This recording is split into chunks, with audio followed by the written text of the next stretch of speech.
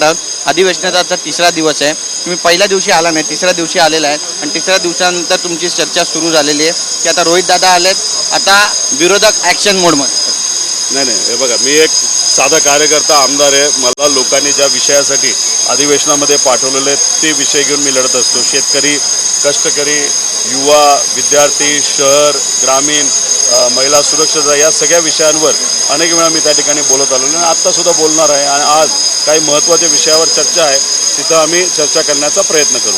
अंजली दमनिया यांनी आणखी काही पुरावे दिलेले आहेत. पुणे मुंडवा जमीन घोटाळा प्रकरणी पार्थ पवार यांच्या अटकेची मागणी केली आहे, कारवाईची मागणी केली आहे. कारवाई होत नाही, सरकार पाठीशी घालते, ऑफिस ऑफ प्रॉफिटचा फायदा घेतला जातोय.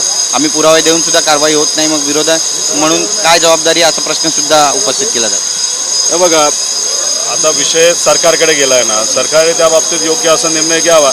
आणि राहिला प्रश्न सामाजिक कार्यकर्ता म्हणून तुम्ही काम करत असताना मला असं वाटतं की भ्रष्टाचार सर्वच विभागामध्ये तिथं सुरू आहे. तो BJPच्या विभागामध्ये पण आहे, एकनाथ शिंदे साहेबांच्या विभागामध्ये सुद्धा आहे, अजितदादांच्या विभागामध्ये सुद्धा आहे. जर तुम्हाला भ्रष्टाचारावर बोलायचंच असेल तर भाजप सोडून इतर पक्षांवर जसं तुम्ही बोलताय तसं भाजपबरोबर सुद्धा बोला. म्हणजे सरकारला तुम्ही घेरताय असं कुठेतरी तिथं चर्चा तिथं सुरू होईल. आणि ती चर्चा असेल आणि तुम्ही जेव्हा केव्हा या सरकारच्या विरोधात अजून काही मोठं आंदोलन सरकारच्या विरोधात जेव्हा घेणार असाल, आम्ही सुद्धा तुमच्याबरोबर त्या ठिकाणी येऊ. राष्ट्रवादी स्पेसिफिक घोटाळे बाहेर काढतात अंजली दमनिया, असं थेट म्हणायचं तुम्हाला? बघा, कोणाबद्दल काढतात?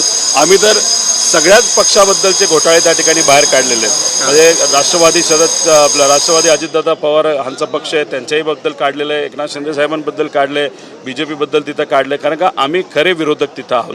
पण इथं काढत असताना तुम्ही BJP सोडून जर तिथं दुसऱ्यांचे काढले जात मुद्दे काढत असाल तर मग आपल्याला असं म्हणावं लागेल, गृह विभागाकडनं तुमच्याकडे कागद येतात आणि त्या कागदाचा उपयोग करून एकनाथ शिंदे साहेब आणि अजितदादांना राजकीय दृष्टिकोनातून अडचणीत आणून त्याचा फायदा नेगोशिएशनला हा भाजपला कुठेतरी व्हावा, यासाठी नाही ना तुम्ही असे काही मुद्दे पुढे आणत, असाही प्रश्न निर्माण होऊ शकतो. नाराजीच्या चर्चेनंतर काल एकनाथ शिंदे यांनी फडणवीसांचं कौतुक केलं, शेरोशायरी म्हटले, कोई कितना भी चाहे हम जुदा नहीं होंगे, असंही शेरोशायरी केली.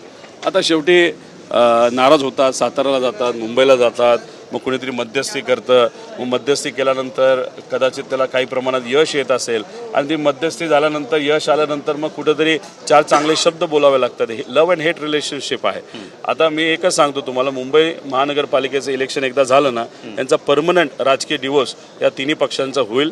आणि 2028च्या आधी म्हणजे 29च्या आधी जी लोकसभा आहे त्याच्यामध्ये हे तिन्ही पक्ष हे वेगळे लढतील. म्हणजे भाजप विरुद्ध सर्व पक्ष अशी ही लढत आपल्याला बघायला मिळेल. पण महायुती म्हणून आम्ही भक्कम आहोत असं म्हणतात वारंवार एकनाथ शिंदे आणि देवेंद्र फडणवीस सुद्धा. हे तर पहिल्या दिवसापासूनच बोलत होते. मग नाराजगी कशाला, मग रुसारुसी कशाला पाहिजे होती? जर भक्कम असेल तर प्रेमाने राहावं ना. पण इथं प्रेमाने म्हणजे चर्चा गरिबाची होण्यापेक्षा कोण नाराज आहे या सत्ताधारी पक्षामध्ये याच्याबद्दलच चर्चा जास्त होत असेल तर मीडियाला काही दुसरं काम नाही का? मीडियासुद्धा लोकांचे प्रश्न मांडत असते, पण मध्येच रुसले की त्याच्यावर चर्चा त्या ठिकाणी सुरू होती आणि मीडियाचाही वेळ आणि लोकांचाही वेळ नको त्या विषयामध्ये जातो. म्हणजे रुसवा फुगा काढण्यात, म्हणजे जसं की नवरा बायकोचं भांडण असतं तसं या लोकांचं भांडण आहे. पण राजकीय दृष्टिकोनातून या तिन्ही पक्षाचा डिवोर्स हा मुंबई महानगरपालिकेनंतर होईल. मनोज जरांगे आक्रमक झालेत. ते म्हणतात की वाल्मिक कराड यांची जी ऑडिओ क्लिप व्हायरल झाली त्यानंतर धनंजय मुंडे यांच्या अटकेची मागणी करतात, त्यांना 6 आरोपी करा असं म्हणतात. कसं पाहता याकडे? आता सरकार या बाबतीत काय करतं बघावं लागेल.